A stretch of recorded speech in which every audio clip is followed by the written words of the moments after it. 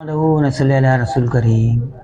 बुजुर्गों, भाइयों, दोस्तों और बहनों, नज़ुल माँ यानी आँखों से पानी का बहना जो कम उम्र लोगों को भी होता है और अधड़ उम्र और बुजुर्गों को भी बहुत ज़्यादा जो है पढ़ने से भी और पढ़ने के भी अक्सर पानी आँखों से बहने लगता है।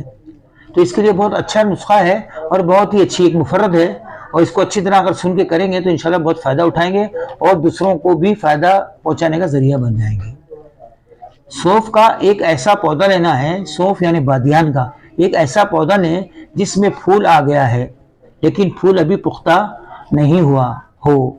जड़ से उखाड़कर पानी से धोकर पानी खुश्क करके पूरे पौधे को कूट कर समाक की खरल में पीस लें। ये बस आपका तैयार हो गया। अगर खुश्क है तो सुरमे की तरह इस्तेमाल करें और अगर गीला है तो इसको जो है उसके अंदर इस्तेमाल करें, सुबह शाम जो पानी की सूरत में इस्तेमाल करें। लेकिन तरीका ये है कि इसको सुखाकर इसको खरल करके और इसका सुरमा जैसा बना लिया जाए और इसको लगाया जाए। इंशाअल्लाह ताला आँखों से पानी का बहना बहुत जल्द बंद हो जाएगा।